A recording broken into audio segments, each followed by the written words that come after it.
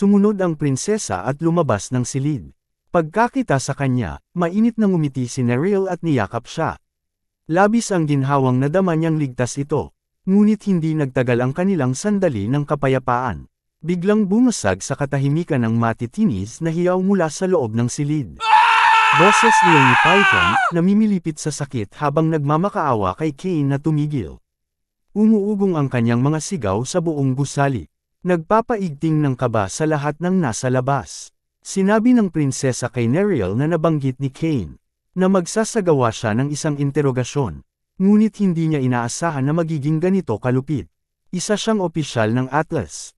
Ngunit napapasigaw siya sa matinding paghihirap. Hindi niya maisip kung paano ito nangyari. Dagdag pa ni Nereal, na mismong ang pinakamatibay na bakal na posos, ay winasak ni Cain kanina. Doon nagsimula siyang magduda, sino ba talaga si Cain? Ano ang tunay niyang layunin? Ilang saglit pa, lumabas si Cain mula sa silid. Pasensya na sa paghihintay, aniya. Umalis na tayo, mapanganib dito, ngunit hindi mapigilan ng prinsesa ang sarili. Tinanong niya si Cain tungkol kay Python. Ano ang ginawa mo sa kanya? Walang emosyon na sumagot si Cain, patay na siya. Sa kabila ng babala ni Cain, iginiit ni Nereal na makita ito mismo. Sinubukan siyang pigilan ni Cain. Sinabi niyang pagsisisihan niya ito. Ngunit hindi natinag ang kanyang determinasyon. Pagpasok niya sa silid, isang nakapangangilabot na tanawin ang bumungad sa kanya. Ang katawan ni Python, wasak na hindi na makilala. Pilas-pilas ang kanyang laman loob. Nagkalat ang mga mata, at ang anyo niya'y nadurog sa paraang mahirap ipaliwanag. Nabalot ng matinding pagkabigla si Nereal. Hindi napigil ang samuka sa nakakasulasok na eksena. Sa isip niya, isang tanong lang ang bumabagabag. Paano nagawa ni Cain ang ganitong klase ng karumal-dumal na gawain? Sa ganoon kaikling panahon. Sa sumunod na eksena, ibinunyag ni Cain na nakuha niya ang mahalagang impormasyon mula kay Python. Sa tulong nito, natuntun nila ang lihim na himpilan ng Atla Branch. Sa loob ng makapal na ulap, nakatayo ang istrukturang animoy lumulutang sa dilim. Kaya pala mahirap hanapin, ani Cain. Nagtayo sila ng base sa ganitong lugar. Sa loob, itinuro ni Cain ang isang blueprint. Nakapaloob dito ang detalyeng nagpakita ng isang aparato. Ang parehong gamit na ginamit laban kina Nereal at Shay noong nakaraan nilang labanan. Nanlaki ang mga mata nila habang ipinaliwanag ni Cain ang tunay na gamit ng aparato. Tina-target nito ang mga beastmen. Iniistorbo ang daloy ng kanilang dugo. Isang mahalagang sangkap sa pagpapalakas ng kanilang katawan gamit ang mana. Isang nakamamatay na sandata para sa mga beastmen. Nabigla si Nereal sa revelasyong iyon at nagsabing, kaya pala hindi tayo nakapanlaban ng maayos sa mga atake ni Python. Inamin ni Cain na hindi niya lubusang nauunawaan ang prinsipyong pinapagana ng aparato. Ngunit batid niya ang mapaminsalang epekto nito. Nang inig si Nereal habang tinatitigan ng blueprint. At nagdesisyong huwag munang gumamit ng blood flow techniques ang mga beastmen sa ngayon. Sabay silang yumuko at nagpasalamat kay Cain sa mahalagang impormasyong nakuha niya. Ngunit agad niyang tinanggal ang pasasalamat nila. Huwag niyo nang alalahanin yan. May sarili akong mga layunin. Pagkatapos, inilipat ni Cain ang usapan sa mga plano ng Atla. Ipinaliwanag niya na ang tunay nilang pakay ay pabagsakin ang sentrong kontinente. Kapag nagtagumpay sila, magkakaroon ng kaguluhan sa kasunduan ng 4 pang kontinente. At tuluyang mababalot sa digmaan ng mundo. Plano ng Atla na pagsiklaban ang mga intercontinental na digmaan. Ubusin ang lakas militar, at agawin ang kapangyarihan habang nagkakagulo ang lahat. Napanganga sa Sindek ang prinsesa at si Nereal. Ito ba talaga ang matagal na nilang pinaplano? Tanong ni Nereal, nanginginig ang tinig. Mahigpit na napakuyom ang mga kamao ni Cain sa galit. At mahina niyang bulong sa sarili. Ngayon ko naintindihan ang babala ng aking lolo. Sinabi niyang hanggang doon lang muna ang kaya niyang ibahagi. Dahil kailangan na niyang kumilos ng mag-isa. Tumanggi ang prinsesa. Hindi niya matanggap na hindi man lang nila siya napasalamatan ng maayos sa pagsadyap sa kanila. Nakiusap siyang bisitahin ni Cain ang kanilang base. Ngunit tumanggi ito, may mas agarang bagay siyang kailangang gawin. Ipinaliwanag niyang maaaring umatake si Atla sa Ironheart anumang oras. At kailangan niyang balaan si Kyle Sama. Habang papalayo si Cain, Hinawakan ng prinsesa ang kanyang kamay at nagtanong. Maari mo bang ipangako na magkikita tayong muli? Saglit siyang natigilan. Ngunit sa huli ay tumango. Sige, magkita tayo bukas ng 6:00 ng gabi sa Ceres Tavern. Tumango ang prinsesa. Panang akong darating siya roon. Habang tumalon si Cain papalayo. Pinanood siya ni Nereal at napabulong. Ang lalaking to, ang galing niya. Halos kapantay na niya ang Beast King natin. Tahimik na tumango ang prinsesa. Tila may iniisip na malalim. Hindi mo ba nararamdaman na parang may tadhana sa likod ng lahat ng ito? Si Cain lamang ang taong hindi niya kayang makita ang kapalaran. At siya rin ang nagligtas sa kanya. Doon at doon din, nagdesisyon ang prinsesa. Sa kanilang muling pagkikita, tatanungin niya si Cain kung ano ang totoong pangalan niya. Sa sumunod na eksena, dumating si Cain sa Ironheart at kumatok sa pintuan. Nagbukas ito, at bumungad si Kyle Sama, halatang nagulat na makita siya ng ganoong oras. Cain, anong ginagawa mo rito sa ganitong oras? Sumagot si Cain, kumpirmado ko na ang laman ng data ship na hawak ni Dean. Makalipas ang ilang sandali, ipinaliwanag ni Cain kay Kyle Sama ang lahat ng impormasyong nakalap niya. Hindi makapaniwala si Kyle Sama sa narinig. Napahawak siya sa ulo, tila hindi alam kung paano tatanggapin ang lahat.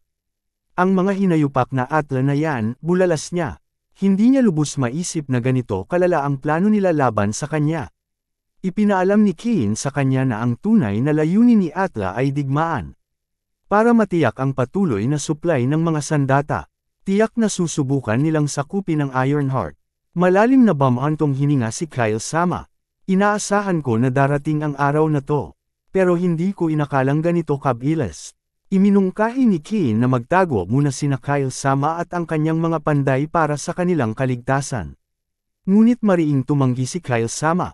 Imposible yan. Kapag nalaman ng Atla na may alam tayo sa plano nila, siguradong aatake sila. Kahit saan pa kami magtago, matutunto nila kami. At dahil inatake mo ang base nila, siguradong desperado kanilang hinahanap ngayon. Kung sakaling maghinala sila na may koneksyon tayo, tapos na tayo, humingi ng paumanhin si Cain. Aminadong naging pabaya siya sa kanyang mga kilos. Ngunit ngumiti si Kyle Sama at sinabing, huwag mong alalahanin yan. Alam kong nababalisa ka dahil sa Mistletoe Branch.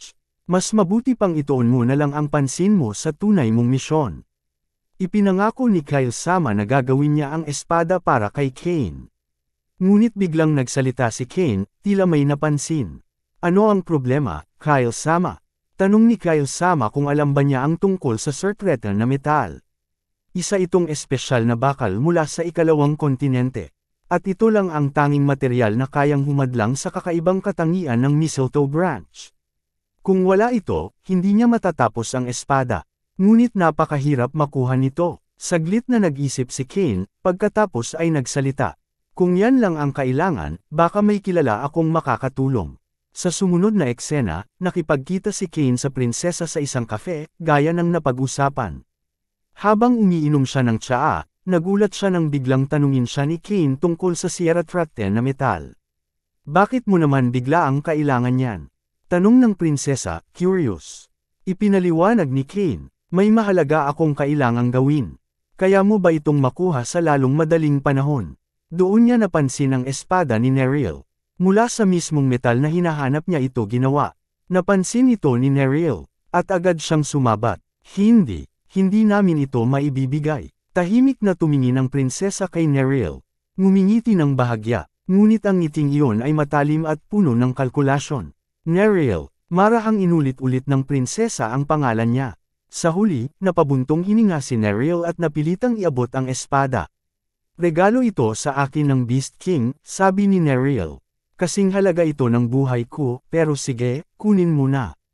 Taos-pusong nagpasalamat si Cain at nangakong.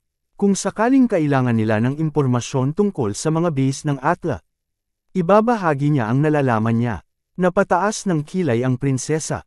Talaga, may impormasyon ka sa iba pang mga base. Tumango si Cain. Oo, at sasabihin ko sa inyo ang lahat. Pero una, kailangan muna nating bumuo ng isang alyansa. Nagulat ang prinsesa. Alyansa, sa amin. Ipinaliwanag ni Cain na simulat sa Paul, nag-iisa lang siyang kumikilos. Ngunit kung gusto nilang talunin si Atla, kailangan niya ng mga kapanalig na mapagkakatiwalaan. Tiningnan siya ng prinsesa, sigurado ka bang mapagkakatiwalaan mo kami? Ngumiti si Kane, nakikita ko sa aura nyo na mapagkakatiwalaan kayo. Pero kung hindi nyo rin ako kayang pagkatiwalaan, wala na akong magagawa. Biglang tumayo ang prinsesa at mariing nagdeklara, hindi, pinagkakatiwalaan ka rin namin. At kung ang ibig sabihin nito ay isang alyansa, kaya naming tanggapin yan. Tumango si Kane, hindi niya alam kung hanggang kailan sila magtutulungan. Pero sa ngayon, aasa muna siya sa kanila. At sa ganoon, tinatakan nila ang kanilang alyansa. Matapos iyon, nagpaalam si Kane. Kailangan niyang dalhin ang espada kay Kyle Sama. Bago siya umalis, iniabot ng prinsesa ang isang mapa.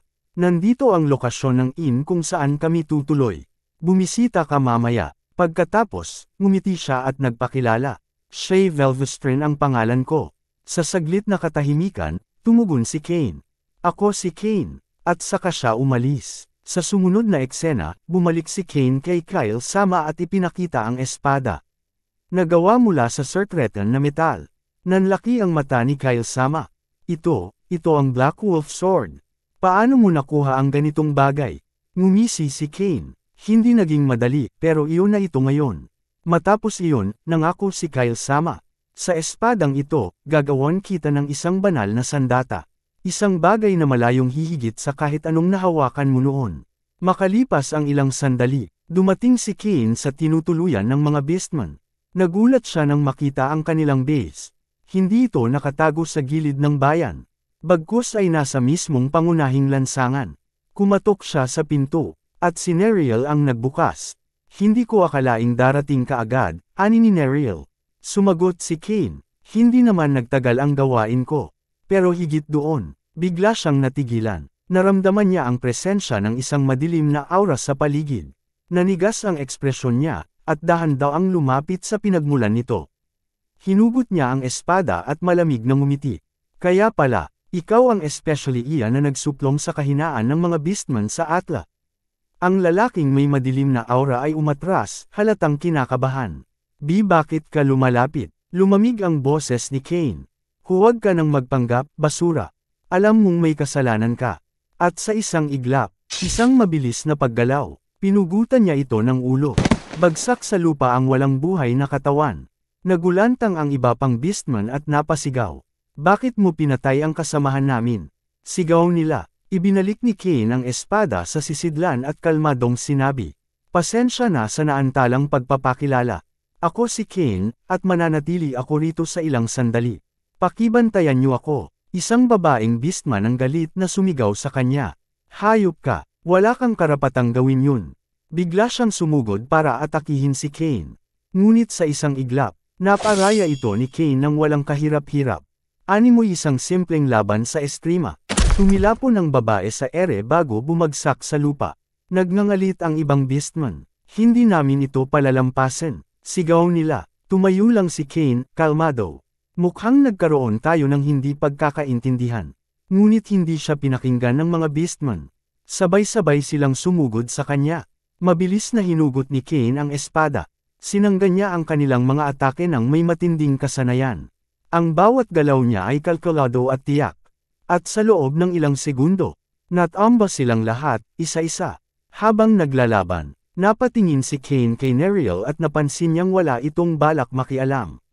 Naisip niya kung narito ang priestess na nakakakita ng kapalaran.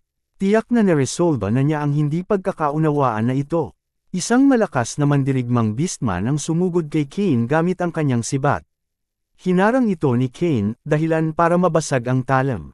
Humarap siya sa mandirigma at sinabi, ang pinatay ko ay isang especially iya, hindi isa sa mga kasamahan niyo. Ngunit nagalit at nagimbal ang iba pang beastman. Tigilan mo ang pagpapakalat ng kasinungalingan. Sigaw nila, walang paraan na si Jack ay isang especially iya. Lumapit si Neriel kay Kane at nagtanong, bakit mo nasabing isa siyang especially iya? Tugon ni Kane, narinig niyo na ba ang Jeffrey School? Isa itong paaralan na dalubhasa sa mahika na nakatuon sa katawan. Isa sa mga tanyag nilang imbensyon ay ang gamit na ito. Itinuro niya ang bagay na nasa katawan ng patay na lalaki. Ito ay isang gamit para sa pagbabago ng anyo gamit ang mahika. Kinuha ni Kane ang bagay mula sa bangkay. At lumitaw ang tunay na anyo ng lalaki. Napanganga ang mga beastman sa pagkabigla. Hindi pala siya isang beastman. Isa pala siyang tao. At higit pa roon, hindi rin iyon ang tunay niyang mukha. Gumamit siya ng parehong mahika upang magtago. Nanlamig ang mga beastman sa natuklasan. Ang taong pinagkatiwalaan nila, hindi pala kailanman naging isa sa kanila. Idinagdag ni Kane, ang espesyal na batong ito, na nilikha ng Jeffrey School, ay nakatanim sa kanyang mukha. Kaya nitong kopyahin ang natatanging mana pattern ng kahit sino. Nang may 100% na eksaktong pagkakatulad. Tiyak, isang especially iya siya na ipinadala ng Atla. Ngayon, matapos makita ang ebidensya, tumango si Neriel. Nauunawaan ko na ngayon ang ginawa mo, Anya. Pero may dalawa akong tanong. Una, paano mo nalaman na may gamit siyang mahika ng Jeffrey School? Gayong isa ka lang namang espada. Pangalawa, bakit hindi mo kami binalaan bago mo siya pinatay? Sumagot si Kane. Alam ko ang lahat ng 73 paaralan ng mahika. Sa unang kontinente, kasama ang kanilang mga espesyalidad at kahinaan. Napasinghap si Neriel. Alam mo ang lahat ng 73 paaralan ng mahika. Tumango si Kane. Bilang sagot naman sa ikalawang tanong mo. Dahil ito sa isang bagay na ginawa ng lolo ko noong bata pa ako. Sinabi niya noon na napakalaki ng galit na nasa loob ko. Upang mapigilan ito, binago niya ang aking likas na pakiramdam. Kaya't ang aking galit ay nakatuon lamang sa kasamaan. Kaya ngayon, tuwing humaharap ako sa isang masamang nilalang, kumilos na lang ang katawan ko ng kusa upang alisin ito. Hindi ko na nagawang ipaliwanag pa. Kilos ko na lang ang nagsalita. Matapos maresolba ang hindi pagkakaunawaan, napagpasyahan ni Neriel na dalhin si Kane sa prinsesa. Habang naglalakad, sinabi niya, sa susunod, pakiusap, subukang ipaliwanag muna bago ka kumilos. Napakamot sa ulo si Kane. Pasensya na, susubukan kong pigilan ang sarili ko. Bilang pasasalamat, sinabi ni Neriel na kakausapin niya ang prinsesa, upang mabigyan si Kane ng pabuya. Tinanong ni Kane, nasaan ang prinsesa ngayon? Sagot ni Neriel, nasa itaas na palapag siya, nagdarasal sa ilalim ng buwang bilog. Napabuntong hininga si Kane sa ginhawa. Buti naman, naisip niya. Inakala kong lumabas siya. Masyadong delikado sa labas, ngunit biglang napahinto si Neriel. Teka, hindi ko hahayaang lumabas ng mag-isa ang prinsesa. At saka, ang altar kung saan siya nagdarasal ay isang ligtas na lugar. Ngunit sa biglang pagbalik ng kanyang alaala, nanlamig ang katawan ni Neriel. Nalala niya, si Jack at isa pang lalaki ang naghanda ng altar. Mabilis siyang kinabahan, napalunok, at sa isang iglap, tumakbo siya patungo sa altar. Malakas niyang binuksan ang pinto. Nakahinga siya ng maluwag. Walang galos ang prinsesa, ngunit nang tumingin siya rito, ang mga mata ng prinsesa ay kumikinang ng kapangyarihan. Tiningnan siya nito at nagsalita. Dumating ka na. Ibig sabihin ba niyan, napasok na rin ng mga kalaban ang ibabang palapag? Sumagot si Neriel, medyo mas komplikado ang sitwasyon. Hindi ko pa ito maipaliwanag ng buo ngayon. Tumango ang prinsesa, mariin ang tingin.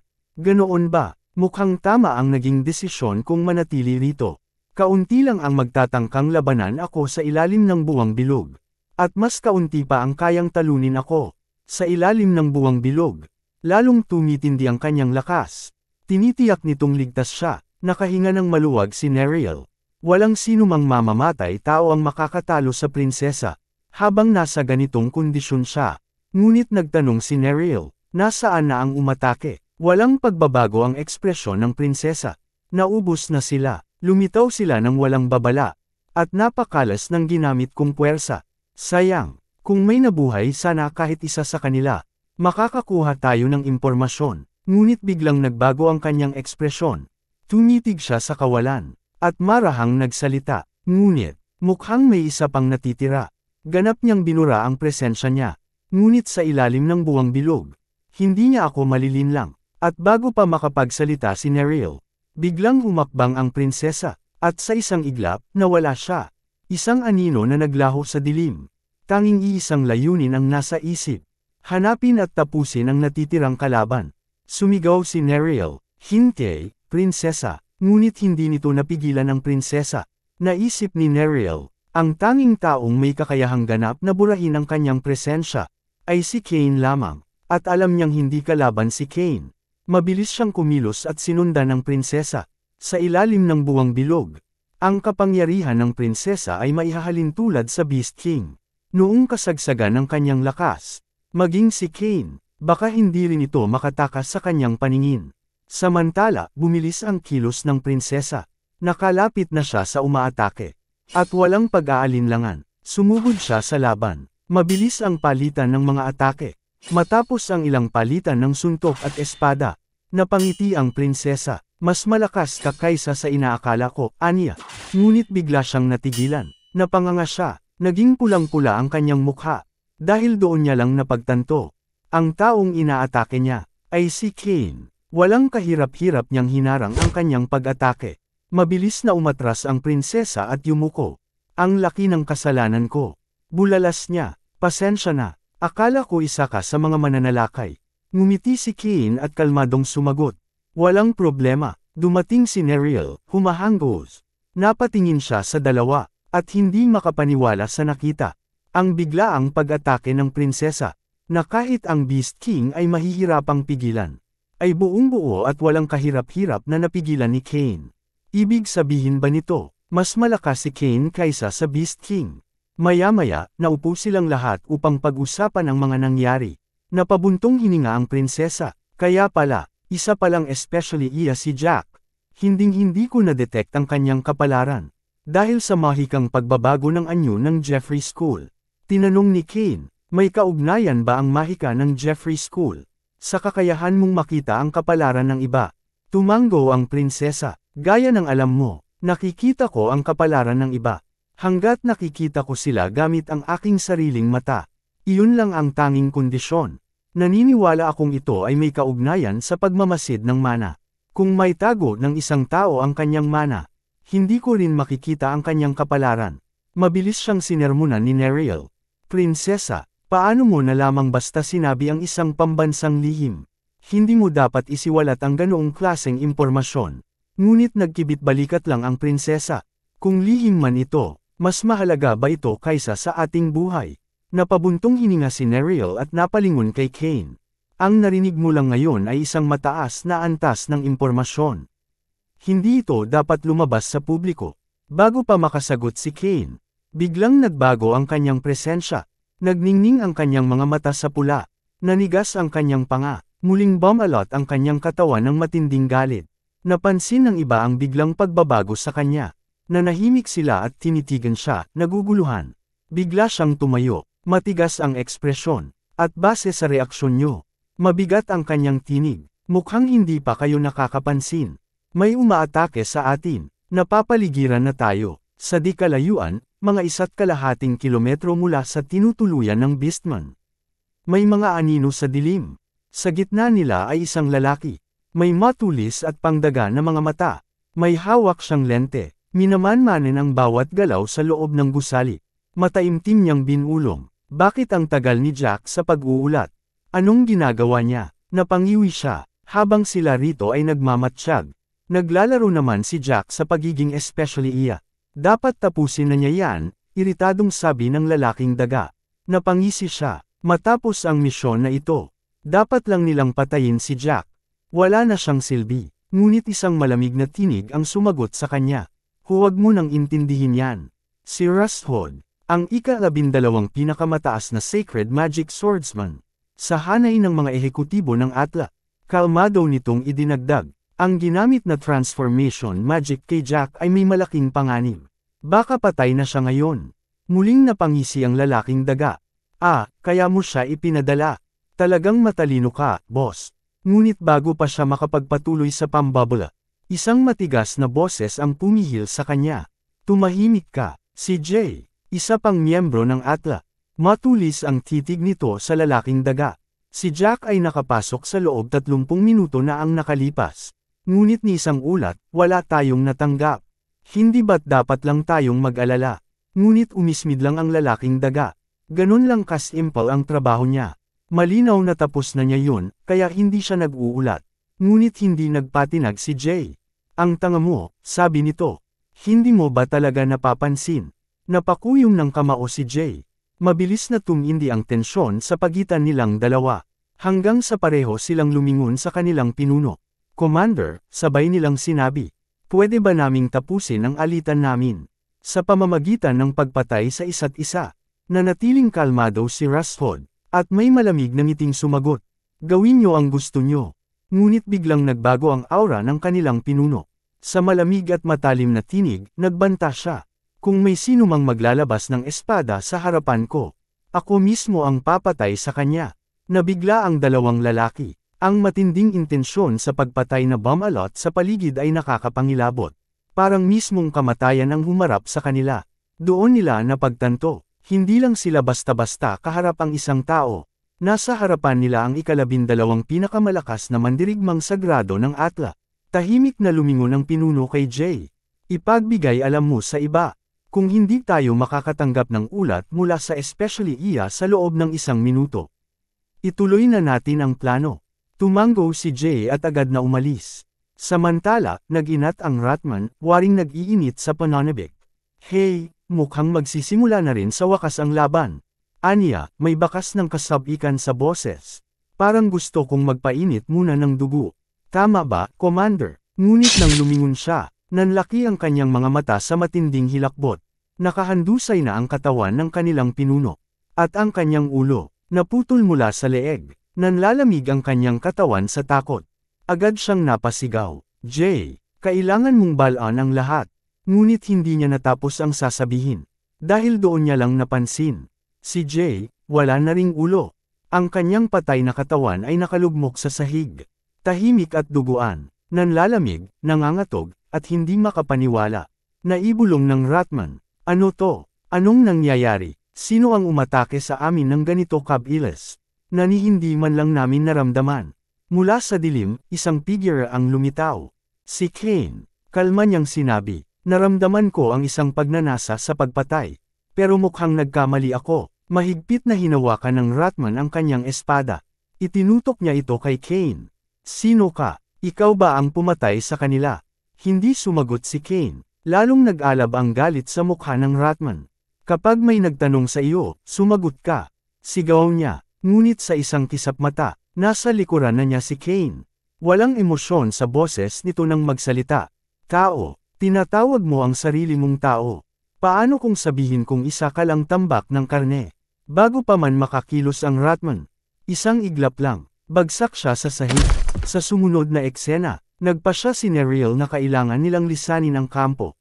Nalantad na ang lokasyon natin, Anya. Kailangan nating iwan ang lahat ng maaaring magbunyag ng impormasyon. Kunin lamang ang mahahalaga at magsimula ng umalis. Walang pag-aalinlangan, agad na sumunod ang mga mandirigma. Sinimulan nilang sirain at sunugin ang mga dokumento. Ang iba na may nag-impake ng mga gamit para sa paglikas. Makalipas ang ilang sandali, pumasok si Kane sa silid.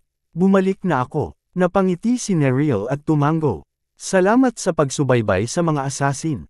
Naitala mo ba kung ilan sila at nahanap mo ba ang mukha ng pinuno nila? Tahimik siyang tinitigan ni Kane.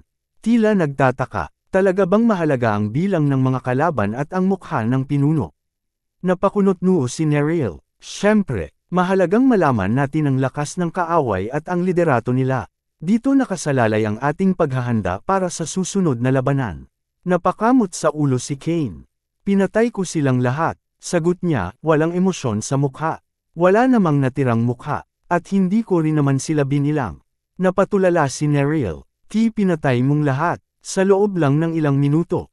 Hindi siya makapaniwala. Sa gitna ng kanyang pagkagulat, napansin niya ang hindi pamilyar na espada na hawak ni Kane. Kane, saan mo nakuha ang espadang yan?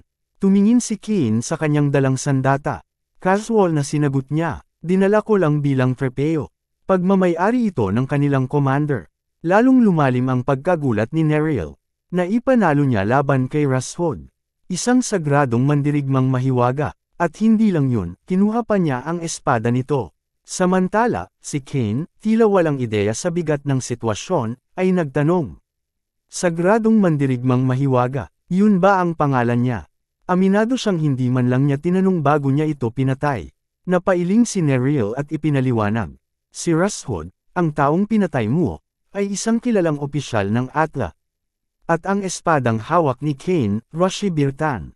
Isang maalamat na sandata na sinasabing kayang putulin ang kahit ano. Tumango si Kane. Napansin ko nga na hindi pangkaraniwan ang kapal ng mana ng espadang to.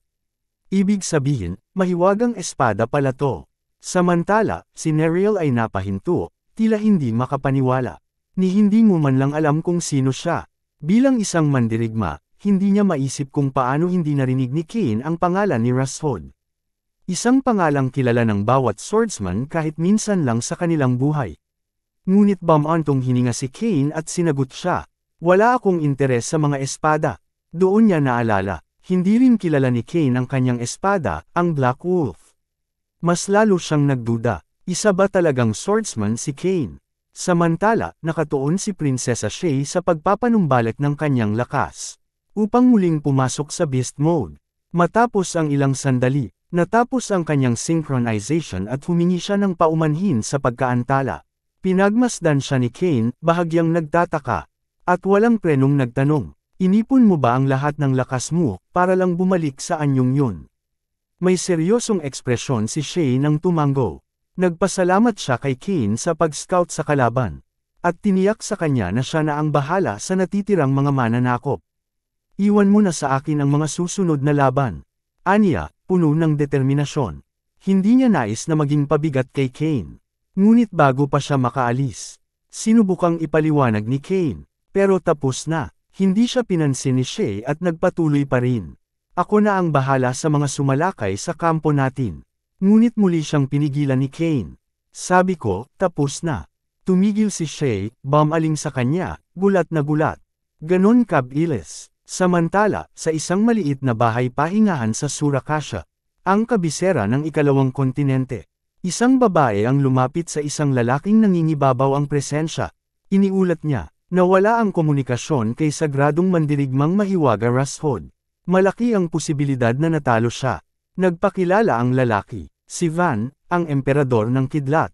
Isa sa mga executive ng Atla. Nanlaki ang kanyang mga mata.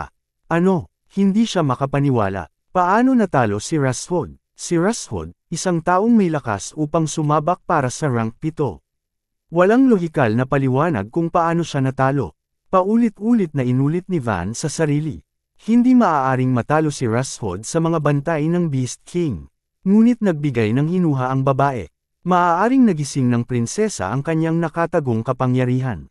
Ayon sa mga ulat, mas dakila pa ang kanyang dugo kaysa sa kasalukuyang Beast King. Kung tama ito, maaaring pansamantalang lumampas sa limitasyon si Shay sa harap ng kamatayan. Muling bumantong hininga si Van. Iniisip ang likas na kakayahan ng mga beastman. Pagdating sa pakikipaglaban at pag-survive, kung nagising nga ang visceral blood, maaari ng paliwanag ito, ngunit hindi siya natuwa sa pangyayaring ito. Kumpirmahin mo ito gamit ang ating intelligence network. Depende sa makakalap ninyong impormasyon. Muling susuriin natin ang ating plano sa pananakop sa Beast King. Tumango ang babae. Huwag mag-alala, may reserbang plano tayo. Matutuloy pa rin ang pagdakip sa prinsesa. Tila natuwa si Van sa kanyang kasiguraduhan. Magaling, ikaw na ang bahala sa operasyon ng ating angkan. Ngayon, walang kawala ang prinsesa. Kinabukasan, sa dulo ng kagubatan ng Barikal, naghihintay si Kane sa muling pagkikita ng grupo. Naalala niya kung paano iminungkahi ni Prinsesa Shay na maghiwa-hiwalay muna sila at magkita sa itinakdang lugar. Dumating siya ng 2 oras na mas maaga kaysa sa napag-usapan, kaya napagpasyahan niyang gamitin ang oras para sa introspection. Bagaman wala siyang kakayahan sa mana, ginaya niya ang mga meditasyong ginagawa ng mga gumagamit nito. Iniisip ang mga turo ng kanyang lolo. Minsan, tinanong siya ng kanyang lolo ng isang malalim na katanungan. Ano ang nauuna, ang katawan o ang isipan? Hindi siya makasagot noon. Kaya sinabi ng kanyang lolo na pag-isipan ito hanggang sa maunawaan niya. Habang nagmumuni-muni siya, naisip niya kung ang araw na ito ang magdadala sa kanya ng sagot. Samantala, sa loob ng kagubatan, papunta sa lugar ng tagpuan sina Prinsesa Shay at Neriel. Napansin ni Neriel ang matinding pagod ni Shay. 2 beses mong ginamit ang beast mode sa iisang araw, malinaw na may epekto ito sa'yo. Tumango si Shay, ngunit nagpatuloy sila. Pagkalipas ng ilang sandali, napansin nilang parang umiikot lang sila sa parehong lugar. Muling lumibot ang tingin ni Nereal. Hindi ba, dumaan na tayo rito? Kinabahan silang dalawa. Hindi ito normal. Bigla, isang kakaibang bugzo ng mana ang Dam Alloy sa paligid. Napaka-intenso nito, parang binabalot ng misteryosong enerhiya ang buong lugar. Isa ba itong banal na bagay? Tanong nila sa isa't isa. Desididong alamin ang pinagmulan nito, tumakbo sila papunta sa direksyon ng malakas na mana. Pinunit nila ang makakapal na dahon at sanga sa kanilang daraanan. Hanggang sa tumambad sa kanila ang isang nakakagulat na tanawin. Sa gitna ng kagubatan, si Cain, tahimik na nakaupo, habang bumabalot sa kanya ang naglalagablab na mana. Ngunit hindi lang iyon, pinalibutan siya ng mga hayop. Tila hinihigop sa kanyang presensya. Napahinto si Prinsesa Shay, hindi niya maiwasang mapaisip. Ang eksenang ito, parang nakita ko na ito dati. Naalala niya ang isang bantog na pagpipinta na minsang ipinakita sa kanya ng kanyang kapatid. Ang maalamat na obra, ang Peach Blossom Spring ng Celestial Realm. Nakakabighani ang tanawin, ngunit biglang nakuha ng kanyang pansin ang isang bagay. May kung anong nagbabago kay Cain. Bago pa siya makagalaw, boom! Isang malakas na pagsabog ng enerhiya ang lumaganap mula kay Cain. Nagbago ang kanyang aura. Nagningning ang kanyang mga mata sa matinding pulang liwanag. Nagsimulang bumalot sa kanya ang isang di maipaliwanag na nakabibighaning enerhiya. Isang presensyang tila nagmumula sa langit at impyerno ng sabay. Napasinghap ang prinsesa sa pagkamangha. Ano itong maladyos ngunit malademonyong tanawin? Samantala, ang diwa ni Cain ay tila lumutang sa isang malatranscendenteng mundo. Isang kakaibang pakiramdam ang bumalot sa kanya. Parang hindi ito ang unang beses na naranasan niya ito. Mula noong kinain niya ang Celestial Peach, hindi na siya muling nakagamit ng mana. Ngunit sa tuwing napapailalim siya sa malalim na introspection, parang bumabalik ito saglit. Bakit? Nandoon na ba ito palagi, at nagiging malinaw lang sa mga sandali ng pagninilay? O simpleng lumilitaw lang ito sa mga natatanging pagkakataon? Alam niyang hindi pa niya makukuha ang sagot ngayon. Dahan-daang bumalik ang kanyang diwa sa realidad. Pagmulat niya ng mata, dalawang figure ang nakatayo sa harap niya. Si Nereal at ang prinsesa. Nanlaki ang mata niya. Gaano na kayo katagal dyan? Tanong niya, bagaman mukhang gulat at hindi mapakali. Umamin ang dalawa, mga 5 minuto lang naman. Nalilito si Cain. Bakit hindi niya naramdaman ang kanilang presensya? Dahil ba ang kanyang katawan at isipan ay hindi nakaramdam ng panganib mula sa kanila? O may mali ba sa kanya?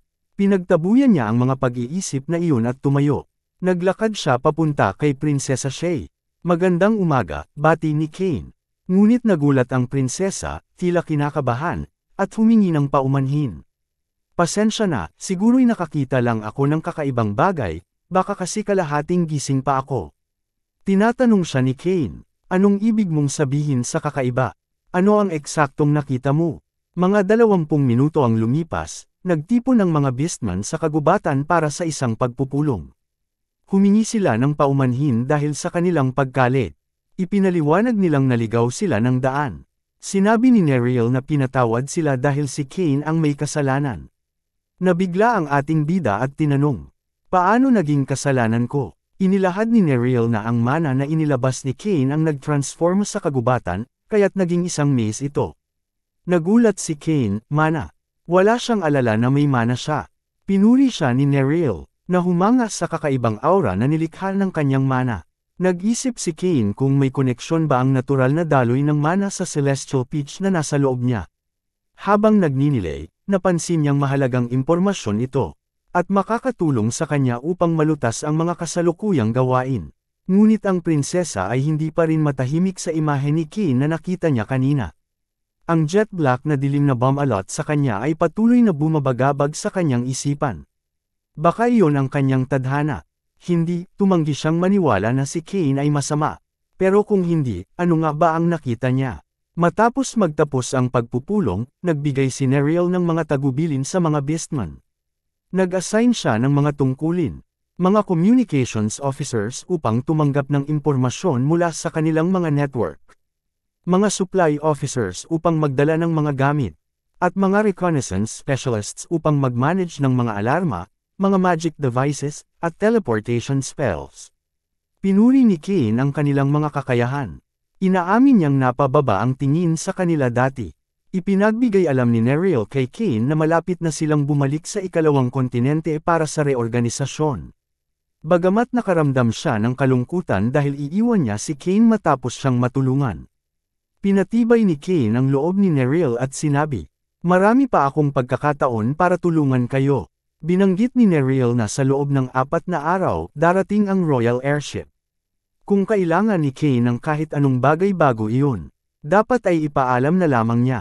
Habang tapos na siyang magsalita, napansin ni Kane ang isang mahina na alitaptap na kislap sa tenga ni Nereal. At napagtanto niyang ito ay isang sound link. Isang paraan ng pagpapadala ng mensahe ng walang tunog. Sa sound link, nakatanggap si Nereal ng nakakagulat na balita. Tumingin siya kay Kane, ang ekspresyon ng mukha niya ay seryoso. Mukhang nagsimula ng kumilos ang Atla, sabi niya. Mabilis na tinanong ni Kane. Papunta ba sila rito? Swerte na lang at hindi. Sabi ni Nereal, ang Atla ay nagdudulot ng kaguluhan sa downtown area ng kabisera. Habang ito ay nangyayari sa ibang bahagi ng kontinente, inilunsad ng organisasyon ni Atla ang isang pag-atake. Pinuntirya nila ang Ironheart Blacksmith Workshop ni Kyle Sama. At walang awa nilang pinahirapan ang mga manggagawa. Hinarap ni Kyle Sama ang mga umaatake. Sumigaw ng pagtigil, ang boses ay puno ng galit. Isa sa mga sumalakay ay nagsabing titigil sila kung pipirma siya sa kontrata. Nang makita ito, nagulat si Kyle Sama. Ang takot niya ay naging totoo. Matapos sakupin ang workshop ng Ironheart, ang mga miyembro ng organisasyong Atla ay nagbihis bilang mga sundalo mula sa kontinente. Nang dumating ang mga customer upang bumili ng mga armas, ang mga nagbihis na sundalo ay magalang na nagsabi na hindi bukas ang tindahan sa araw na iyon. Isang sundalo, na may ngiti sa mukha, sumagot na may mga problemang kailangang ayusin. At sa kasamaang palad, hindi sila makakapagbukas hanggat hindi ito naaayos. Humingi sila ng paumanhin sa abala at magalang na nagsabi na bumisita na lang sila sa ibang pagkakataon. Tumango ang customer at nagbigay ng magalang na tugon. Habang papalayo ang customer, bumulong siya sa sarili. Totoo nga ang mga balibalita tungkol sa mga vigilante mula sa Central Continent na ito, napaka-friendly nila. Pagkalabas ng customer, ang masayang ekspresyon ng sundalo ay agad na naglaho. Nagmumura siya, ang hirap maging magaan at magiliw, nakakawalang gana. Bago pa siya makapagsalita ng higit, dumating ang isa pang sundalo. Binabalaan siya ng malumanay na boses, tahimik ka lang, baka may makarinig pa sayo. Kung masira ang reputasyon na binuo ng mga superior natin sa loob ng mga taon, lahat tayo mawawalan ng trabaho. Agad na humingi ng paumanhin ang unang sundalo. Ngunit ang kanilang usapan ay naputol nang marinig nila ang isang nakakatakot na boses. Nilainggan nila ito ng mabilis, ngunit wala silang nakita. Bigla, isang anino ang lumitaw mula sa kawalan at inatake ang unang sundalo. Pinaghati ang leeg nito sa isang malupit na hampas. Bago pa makapag-react ang pangalawang sundalo, ang kanyang leeg ay inikat parang isang piraso ng macaroni. Mula sa anino, lumapit si Kane. At malamig na sinabi, "Salamat sa lahat ng impormasyon at suporta na ibinigay nyo. Habang abala kayo sa pagmamalaki, madali ko nang naresolbo ito, at para doon, may utang na loob ako." Ang prinsesa na nakatayo malapit ay tahimik na sumagot. "Walang anuman, kami laging narito upang maglingkod." Nang malaman nila na sila ay inaatake, ang natitirang mga sundalo ay nagsigawan para sa mga reinforcement. Ngunit bago pa sila makagalaw, tumakbo si Kane patungo sa kanila. At pinatay ang isa sa isang mabilis na hampas sa leeg. Ang huling sundalo, takot na takot, ay stammered. Anong klaseng nilalang siya? Wala tayong laban. Lumingon siya upang tumakas at napansin ang isang babae na nakasuot ng purple dress malapit. Sa desperasyon, sumigaw siya. Hahawakan ko siya bilang hostage, pipilitin ko silang umatras. Tinawag niya ito, walang kwenta. Walang makakakita o makakarinig sa inyo dito, kahit gaano kayo pa magsigawan. Bago pa makagawa ng aksyon ang sundalo, lumitaw si Kane sa likuran nito at inikat ang leeg. Nang walang pag-aalinlangan, tumingin siya sa bubong, at tinanong ang prinsesa na nagmamasid sa eksena. Nais mo bang tapusin ko ang lahat ng external surveillance? Magpapatuloy ba tayo sa pag-install ng mga talisman? Tumango ang prinsesa, at sinabi na dapat ay sundin ang inirekomendang distansya habang ini-install ang mga talisman. Sumagot si Kane, naiintindihan ko. Sa isang iglap, natapos ni Kane ang gawain. Ang mga talisman ay nakalagay ng eksaktong 92.73 cm ang pagitan. Napapikit ang prinsesa at sa hindi makapaniwalang reaksyon. Anong klaseng kababalaghan ito? Tapos na agad. 2 segundo lang. Paano niya na-install iyon ng sobrang bilis? Tahimik na ipinaliwanag ni Kane, magaling ako sa pagsukat ng distansya. Ngunit patuloy na naguguluhan ang prinsesa. At mumurahin sa sarili, hindi ito basta-basta na ipaliwanag ng pagiging magaling lang sa distansya. Kahit ang tribo ng Getsubo na kilala sa kanilang precision, hindi kayang gawin ito ng ganoon kabilis. Inalag niya ang ulo, ngunit walang oras para mag-isip pa. Nasa gitna pa rin sila ng digmaan. Matapos magawa ni Kane ang kanyang trabaho, ini-activate ng prinsesa ang isang barrier sa paligid ng Iron Heart. At ni-isolate ang lahat sa loob ng barrier. Walang makakakita o makakapasok mula sa labas. Tinanong ni Kane kung gaano katagal tatagal ang barrier. Sumagot ang prinsesa na tatagal ito ng 10 minuto. Kung kulang pa, maaari niyang pahabain pa ito. Ipinagpag ni Kane ang ulo, sapat na ang 10 minuto. Nabighani siya sa kahusayan ng prinsesa. Naisip ni Kane, sa isang ganap na buwan. Ang mga beastmen ay nagiging mga vanguard. Kayang talunin ang kalaban gamit ang lakas na puro. Sa ibang mga araw, nagbibigay sila ng di mabilang na suporta sa pamamagitan ng mga formation at taktika. Ang alyansang ito ay isang pagbabago sa laro. Bumangiti siya ng bahagya at sinulyap ang prinsesa. Inanunsyo niya, ayusin natin ito sa loob ng 10 minuto. Sa loob ng gusali ng Iron Heart, ang mga sumalakay mula sa Atla na organisasyon, ay patuloy na brutal na pinapalala ang pagpapahirap sa mga manggagawa. Sumigaw si Kyle Sama, itigil niyo na ito. Hindi siya pinansin ng mga umaatake. Nagbabalat kayo sa kasiyahan habang sinusunog ang mga ulo ng mga manggagawa. Pirmahan mo na ang kontrata, Kyle Sama. Sinabi ng isa, kung hindi, ipagpapatuloy namin ang pagpapapasok sa mga manggagawa mo sa apoy isa-isa.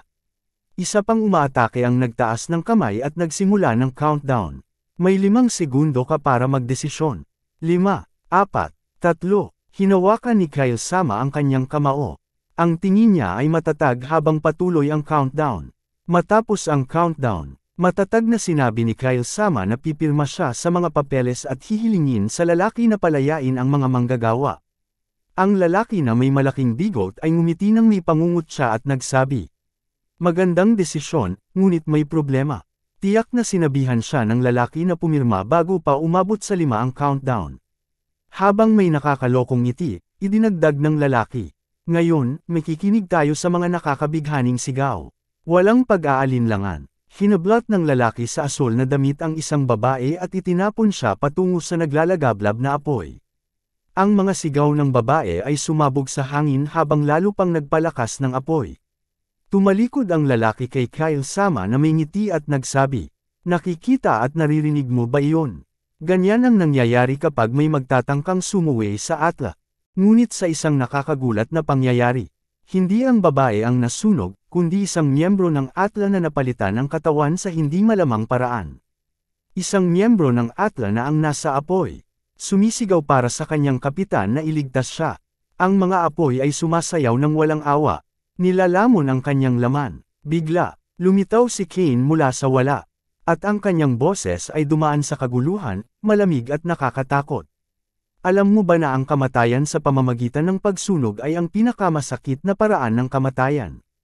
Tanong niya, bawat hinga mo, sumisira sa iyong mga baga. Isang pagsubok na hindi matitiis, na kahit mawalan ng malay ay imposible. Napatigil sa takot ang leader. Nakatingin kay Kane na parang siya'y isang multo. Ang ngiti ni Kane ay naging masama, hanggang sa kanilang huling hininga. Mararamdaman nila ang sakit ng kanilang mga selula na namamatay isa-isa. Hindi ba't parang magandang panahon yun? Bago makasagot ang leader, itinulak siya ni Kane patungo sa apoy. Mag-enjoy ka ngayon, ito ang parusa na nararapat sa'yo. Pagkatapos ay tiningnan ni Kane ang natitirang mga miyembro ng Atla. At may malupit na ngiti, at nagtanong, ano, sino ang susunod? Matapos talunin ang mga sumalakay, ang mga nakaligtas mula sa Ironheart ay nagtipon. Lumuhad si Kyle Sama sa tabi ni Amy na labis ang pagkasunog at humingi ng tawad ng paulit-ulit. "I'm sorry, ito ang kasalanan ko," sabi niya. Ngunit sumagot si Amy, "Huwag mong sisihin ang sarili mo, hindi ito kasalanan mo." Habang kinukuha ni Kyle Sama ang ilang yelo para maibsan ang kanyang mga paso, pinigilan siya ni Kane. "Huwag. Ang thermal layer niya ay na-expose na sa apoy. Kung ilalagay mo ang yelo ngayon, lalala pa ang kalagayan niya." Sinabi ni Kane na may isang taong may kakayahang magpagaling na naghihintay sa labas. Dahil dito, bumaba mula sa bubong si Princess Shia. Agad siyang lumapit kay Kane at tinanong, "May problema ba?" Tumango si Kane at itinutok ang kamay kay Amy. "Maaari mo bang pagalingin siya? Halos wala na siyang lakas." Walang pag-aalinlangan, sumagot ang prinsesa, "Ako na." Lumuhad siya sa tabi ni Amy at nagsimulang mag-channel ng kanyang healing magic. Si Amy na napapailing sa sakit, napansin na iba ang pakiramdam ng magic ng prinsesa. Sigurado siyang healing arts ito mula sa pangalawang kontinente. Pagkalipas ng ilang sandali, nagsimulang maghilam ang mga paso ni Amy at nawala ang sakit. Napako ang mga mata ni Amy sa hindi makapaniwalang tanawin.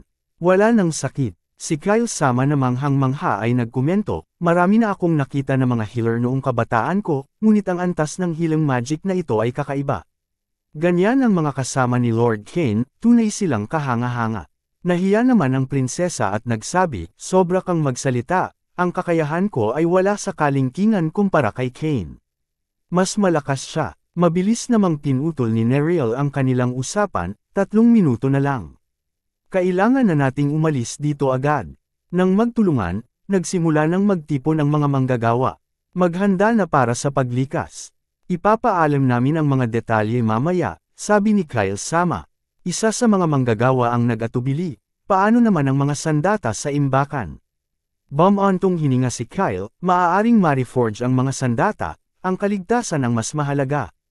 Habang nagmamadaling naghahanda ang lahat, tinawag ni Kane si Kyle Sama, "Sandali lang, may hiling ako." Tumaas ang kilay ni Kyle Sama, Gusto mong magstay dahil sa espada, hindi ba?" Samantala, pinalawak ng prinsesa ang kanyang barrier gamit ang isang talisman. Nagbibigay ng 5 minutong karagdagang oras para sa kanilang pagtakas. Nagpasalamat si Kane, naguguluhan pa rin sa kahusayan ng prinsesa. Biglang napagtanto ni Kyle Sama ang kanyang pagkukulang, ang espada. Sumigaw siya, "Nasa personal kong imbakan sa tabi ng aking kwarto. Dapat kinuha ko na ito kanina." Sinabi ni Kane, "Mayroon akong kakayahang magdala ng lahat ng sandata na ginawa sa Ironheart." Nagulat si Mr. Kyle, "Paano? Paano mo madadala ang higit sa libu-libong sandata?" Ngumiti si Kane at ipinakita ang isang maliit na kahon. Curious ang prinsesa, "Ano ito?"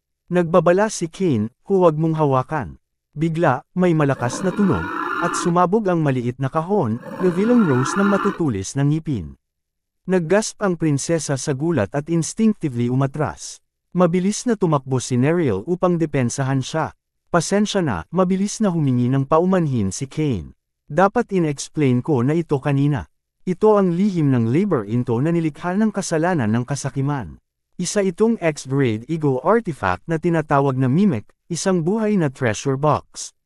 Napalaki ang mata ng prinsesa, "Paano mo nakuha ang pamana ng demonyo na unti-unting nawawala sa mga anino ng kasaysayan?" Hindi sumagot si Kane, ang ekspresyon niya ay hindi mabasa. Wala silang kaalaman na ang kanyang lolo ay si Von Flukid, ang kilalang kriminal na nagnakaw mula sa lahat ng kontinente, at ang hari ng unang kontinente.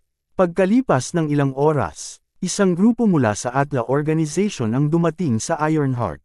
Habang nagsasaliksik sila sa lugar, sumigaw ang leader, "Anong nangyari dito? Wala ni isang tao, pati na ang mga armas."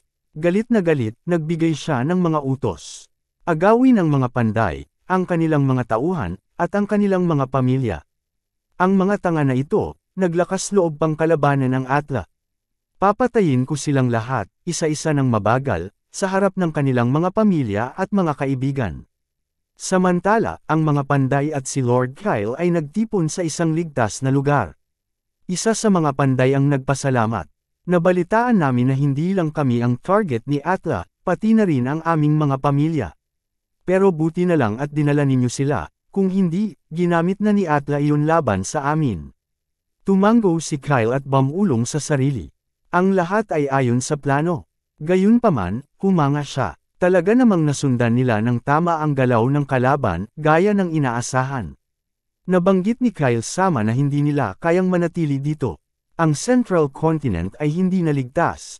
Tahimik na nagmungkahi ang prinsesa. Pumunta na lang tayo sa Second Continent. May isang exclusive airship para sa royal family na darating sa loob ng 4 na araw. Nagulat si Kyle Sama, kung ganun, maaari ba naming tanggapin ang inyong alok? Sumagot ang prinsesa, oo, lahat ng miyembro ng Iron Heart ay malugod na tatanggapin. Lumuhod si Kyle Sama, maraming salamat, ito ay dahil sa inyo. Pakitanggap po ang aming pasasalamat. Mabilis na tumanggi ang prinsesa. Isang obra maestrang nilikha ng head blacksmith. Hindi po ito kinakailangan, kaya't nag-request si Kyle Sama. Kung ganoon, maaari po bang humingi ng isang pabor? Kailangan namin ng espasyo para tapusin ang espada ni Kane bago umalis. Ginawa ito mula sa mga sagradong sanga ng Viscum album. At tatawagan itong Miss Teltin. Ipinapangako kung matatapos ito sa loob ng 4 na araw. Pagkatapos, malapit sa isang abandondong pabrika sa tabi ng Barkal, sinimulan ni Kyle Sama ang paggawa ng espada. Nagkunot-nuo ang prinsesa habang tinitingnan ang kanilang paligid.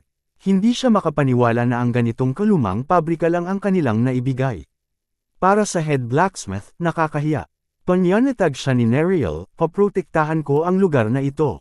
Hanggang sa makapagtayo tayo ng mas magarang workspace para sa kanila. Sa Second Continent, tinanong ng prinsesa, kung nakapagtatag siya ng contact sa kanilang bansa.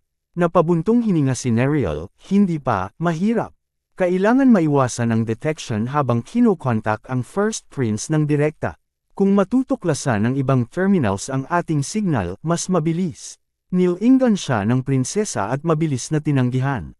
Huwag, hindi pwede. Isa sa mga 13 communication terminals ay hawak ng spy ng Atlas. Nagulat si Neriel, spy sa 13. Pero kasama ang 7 Guardian Knights, 2 pinakamalakas na mandirigma.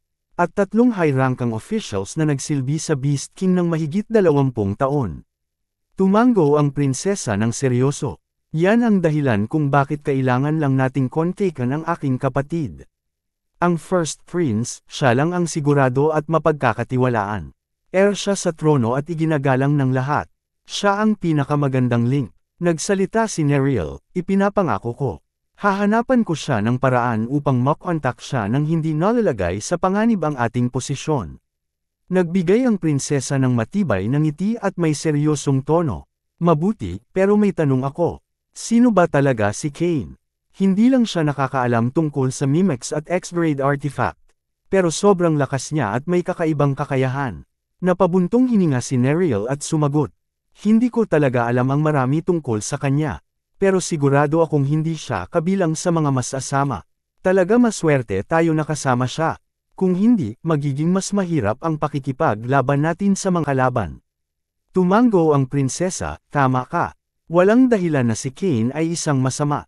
Pero sa loob-loob ko, hindi ko maalis ang mga alalahanang tanong. Kung hindi siya masama, ano yun, ang masamang aura na sumasakop sa kanya noong mga oras na iyon? 4 na araw ang lumipas at dumating ang grupo sa itinakdang meeting point. Pinuri ni Kane si Neriel, ang sipag mo nitong mga nakaraang 4 na araw. Malaki ang naitulong ng mga traps na inihanda mo. Nag-iling si Neriel ng mahinhin, wala naman akong ginawa ng espesyal. Sa totoo lang, hindi ko in-expect na mahuhuli agad ang mga salarin. Pagkalipas ng ilang sandali, dumating na ang natitirang miyembro ng grupo. Nagkasundong magpatuloy silang magkasama, ngunit lumingon ang prinsesa kay Kane at sinabi, mas mainam sana kung nakasama ka sa pagbiyahe patungong Second Continent. Pero dahil gusto mo dito ka na lang, babalik ako agad pagkatapos ko. Ngumiti si Kane ng bahagya, walang problema. Mag-ingat kayo, kami ang bahala rito. Si Neriel naman ay nagsingit, puno ng tiwala. Kayang-kaya ni Kane kahit malate kami. Ayusin niya ito mag-isa. Sumagot si Kane, hindi, masyadong mahirap yun. Hihintayin ko na lang kayong bumalik.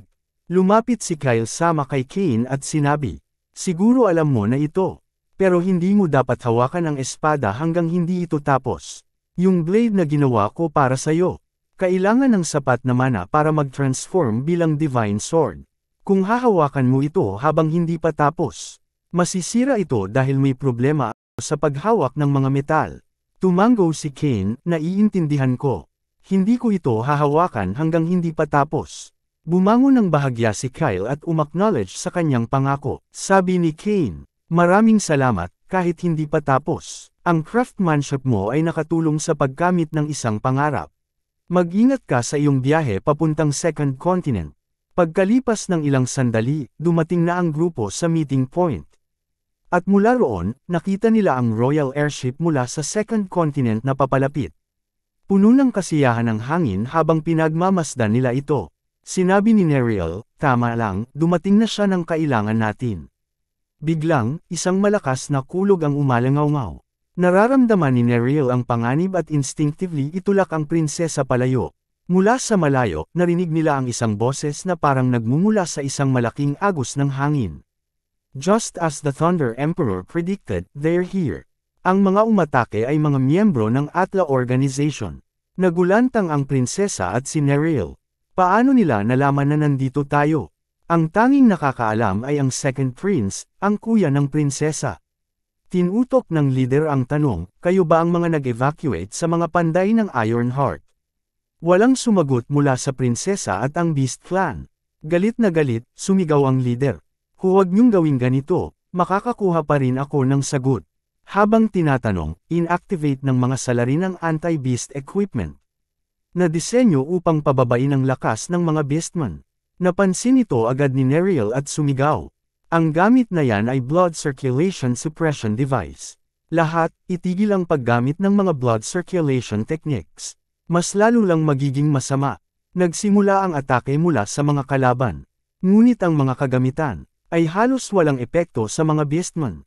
Nagulat ang leader, anong nangyari? Alam na nila ang gamit na ito. Isa sa mga salarin ng Bamulong, Captain.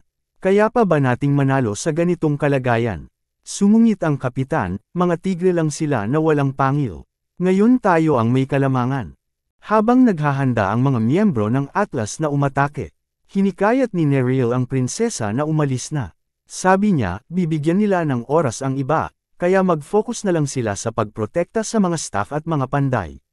Ngunit tumanggi ang prinsesa, umalis ka na, Neriel. Ako na ang bahala dito, sabi niya. Hindi apektado ang mga talisman formations niya ng suppression device. Kaya magiging mas epektibo ito. Nakita ito ng loader at sumigaw siya sa mga tauhan niya na pigilan siya. Binigyan niya sila ng babala na delikado ang prinsesa. Ngunit hindi tinatabla ng prinsesa. At sinabi niyang huli na. Sa isang mabilis na galaw, inihagis niya ang talisman sa kanyang kamay. Pagdating nito sa lupa, naglabas ito ng nakakasilaw na liwanag. Ang mga pira-pirasong bahagi nito ay nagsama-sama. Bumuo ng isang kumikinang na protection formation na hugis dragon. Napatigil ang mga salarin sa takot at paghanga habang ang formation na tinatawag na Gemba ay kumikislap ng napakalakas na enerhiya. Nagulat ang leader at napamura. Ano ito? Paano nakuha ng prinsesa ang kapangyarihan ng apat na Diyos? Walang paliwanag na ibinigay ang prinsesa. Bagkus ay tumayo siya sa kanyang pwesto. At idineklara, walang makakalapit sa formation na ito. Samantala, nakatayo si Kane malayo mula sa labanan. Tinutok ang mata sa bagong tabas na espada. Nag-atubili siyang hawakan ito, na parang sinasabi sa sarili. Napaka-tempting, pero hindi ko kaya. Gano katagal bago matapos ang espadang ito? Tanong niya, 1 buwan. Hindi ko kayang maghintay ng ganun katagal. Lumipat ang isip niya sa espada ni Neriel. Ang Black Fang, na nakalimutan niyang isauli. Kailangan niyang ibalik ito, naisip niya. Ngunit may isa pang suliranin. Kung aalis siya ngayon, baka may magnakaw ng mistletoe. Ang espada nakakatapos lang niyang kunin. Habang nagaganap ang labanan, pinanatili ng prinsesa ang formation. Walang patid ang focus. Ang leader ng mga salarin, na ngayon ay desperado, ay nagbulong, kung papayagan ko silang umalis, papatayin ako ng boss ko. Lalo pang tumaas ang frustration niya habang papalapit ang airship ng prinsesa. Isa sa mga beastmen sa airship ang naghagis ng hagdan. At inutusan silang magmadali na umakyat. Dahil dito, karamihan sa kanila ay nakasakay na. Naiwang ang prinsesa at si Nereal. Hinimok ni Nereal ang lahat na sumakay. Umalis na tayo, kailangan natin umalis ngayon. Pero nanatili ang prinsesa na nakatayo. Hindi kayang iwan ang formation. Makalipas ang ilang saglit, nagsalita ang leader ng mga salarin at nagtaas ng kilay. Alam ko na, hindi niya kayang patagilid ang formation mula sa malayo. Paggalaw niya, tapos na. Hinigpitan ng prinsesa ang kanyang mga kamao. At kitang-kita ang galit sa kanyang mga mata. Nalaman na ng kalaban ang kahinaan ng formation. Aminado siya, ngunit hindi niya magawang kumilos. Nakita ni Nereal ang kanyang pag-aalangan. At nakiusap, prinsesa, pakawalan mo na ang formation. Ako na ang papalit sa iyo at bibigyan kita ng sapat na oras para makasakay sa airship. Lumingon ang prinsesa kay Nereal na may malungkot na ekspresyon. Pasensya na, sabi niya. Pero kailangan kong gamitin ang isang trump card. Laking gulat ni Nereal, nagbukas ang kanyang mga mata. Huwag, kahit ano, huwag mong gamitin ang awtoridad laban sa akin. Ngunit hindi pinansin ng prinsesa ang pakiusap. At ipinatawag ang kanyang royal command. Isang di mabasag na pangako na ginawa ni Nereal gamit ang kanyang dugo ng isang beastman. Noong naging royal guard siya ng Beast King. Ang command na ito ay isang sapilitang utos, na hindi maaaring tanggihan. Dumadaloy ang mga luha sa mukha ni Nereal nang maramdaman niya ang lakas na kumontrol sa kanya. Pasensya na, prinsesa, bulong niya habang ang kanyang katawan ay kumilos laban sa kanyang kalooban. Inuutos ko sa iyo na iwan mo ako at tumakas. Ang mga binti ni Nereal ay kumilos nang hindi niya gusto. At siya ay iniiwas ng kanyang katawan papalayo, kahit na siya'y lumaban. Hindi niya kayang labanan ng utos. Habang tumatakbo, lumabo na ang kanyang paningin dahil sa mga luha. Prinsesa, patawarin mo ako. Habang pinapanood ng prinsesa ang kanyang tapat na gwardya na umaatres. Tinawag siya nito at sinabi, ipinagmamalaki kong nagsilbi ako sa iyo, Nereal. Sa mga salitang iyon, umalis na si Nereal papunta sa airship at ito ay lumipad. Iniwan ang prinsesa. Nagtawanan ang leader ng Atla. Ang ganda naman ng pamamaalam, sarkastikong sinabi niya. Lumapit ang leader at nagsabi, ngayon, pakawalan mo na ang formation at sumunod ka ng tahimik. Ang prinsesa ay humihingal. Kitang-kita na siya ay nasa kanyang hangganan habang papalapit ang leader. Tumaas ang kumpiyansa ng leader, ngunit biglang may isang espada na tumama mula sa wala. Tumagos sa kanyang bungo, bumulwak ang dugo habang ang katawan niya ay bumabagsak sa lupa. Ang prinsesa, na malapit nang mawalan ng malay, ay nasalo ni Cain. Magpahinga ka na muna, mahinang sabi ni Cain. Habang inilalagay siya sa lupa, ang natitirang mga miyembro ng Atla ay nakatigil na parang estatwa, natakot sa mabilis na pagkamatay ng kanilang leader. Sino ang pumatay sa kapitan? Tanong ng isa sa kanila. Ngunit ang tingin ng ating bida ay malamig. At kitang-kita ang galit sa kanyang mga mata sa mga tulad niyong basura. Maraming salamat mga kazen. Abangan ang susunod na kabanata. Please like at i-share sa mga friends mo at ayain silang mag-subscribe kung nagustuhan mo ang ating kwento ngayon. Maraming salamat po.